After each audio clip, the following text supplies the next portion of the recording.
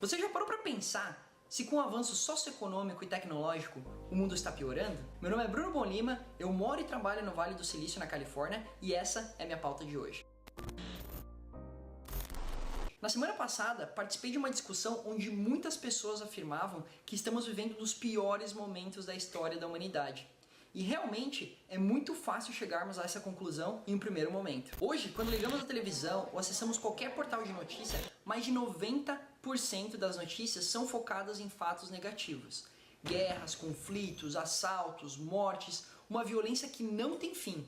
E não somente isso, vemos também muitas pessoas morrendo de fome e doenças causadas por uma falta imensa de estrutura por parte dos governos, principalmente em regiões mais pobres e subdesenvolvidas do mundo. Eu confesso que com esse cenário ficou muito fácil chegar a essa conclusão que estamos vivendo o fim dos dias. Mas hoje eu vou trazer para vocês dados e fatos que comprovam que essa hipótese inicial leva em consideração um curto espaço de tempo e que se a gente utilizar lentes mais abrangentes, a gente vai ver que essa primeira impressão é incorreta. No livro Homo Deus, de Yuval Noah, ele aborda essa questão de uma forma bem simples e clara. Ele fala que pela primeira vez na história da humanidade, mais pessoas morrem por comerem demais do que de fome. Mais pessoas morrem por problemas relacionados à velhice do que por doenças infecciosas. E mais pessoas cometem suicídio do que são mortas por soldados, terroristas e criminosos combinados.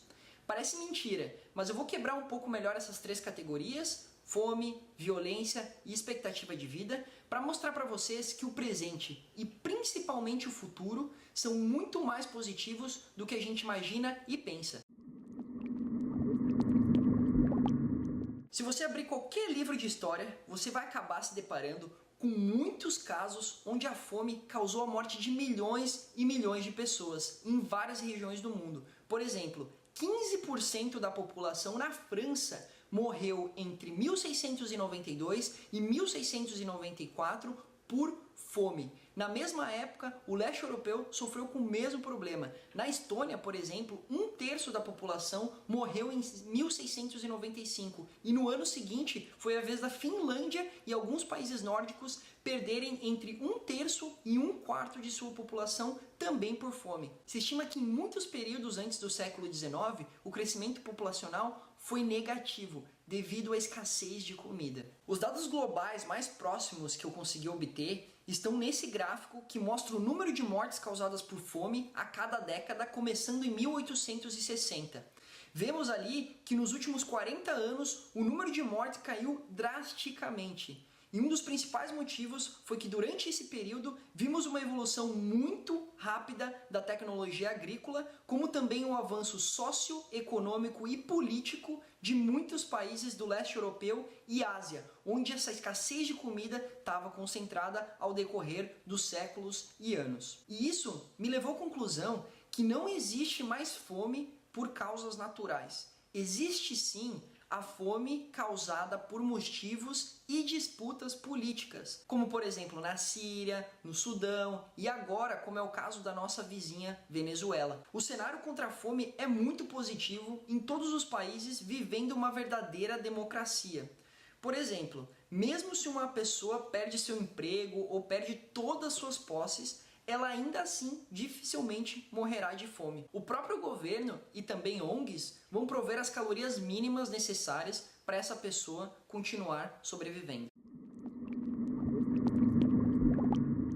A expectativa de vida, que era de 30 anos no começo do século XX, hoje gira em torno de 70 e em países mais desenvolvidos em torno de 80. Essa drástica mudança ocorreu devido ao avanço científico e tecnológico na medicina a partir dos anos 40, com a introdução de antibióticos e vacinas na população em geral. Eu vou compartilhar dois exemplos que são muito fáceis de entender o impacto dessa mudança. O primeiro deles é a varíola. Por décadas, ela causou a morte de milhões e milhões de pessoas. É uma doença muito contagiosa e com alto grau de mortalidade. Durante anos, as populações do século passado rezavam para os deuses encontrarem uma cura divina. E essa cura, ela veio, mas por meio de cientistas que desenvolveram uma vacina capaz de garantir a imunidade contra a doença. E pela primeira vez na história, os seres humanos conseguiram exterminar uma doença mortal. E como vemos nesse gráfico, a varíola está extinta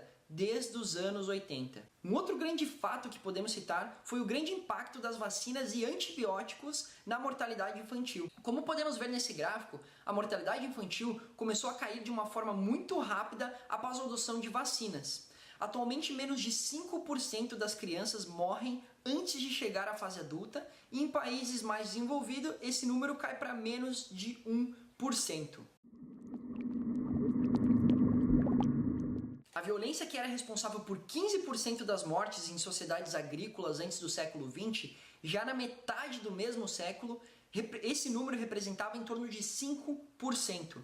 Atualmente, esse número representa apenas 1% da mortalidade mundial. Grande parte dessas mortes no século passado estavam ligadas à guerra por disputas territoriais e econômicas. Antes da Segunda Guerra Mundial, a economia se baseava em uma conquista territorial, o que a gente também pode chamar de uma economia de bens de Estado. Ou seja, um país era mais poderoso se tivesse mais terras produtivas, como por exemplo minas de ouro, campos férteis para a agricultura ou uma grande capacidade de produção de óleo. E a partir da Segunda Guerra Mundial a gente tem uma mudança econômica e uma mudança de mentalidade por parte de várias nações. A gente saiu de uma economia de bens para uma economia de conhecimento, onde o conhecimento se tornou a moeda mais importante para uma nação e continua até hoje. Um exemplo que demonstra essa melhora em relação à violência ao decorrer do tempo é um estudo que eu achei aqui de 2012.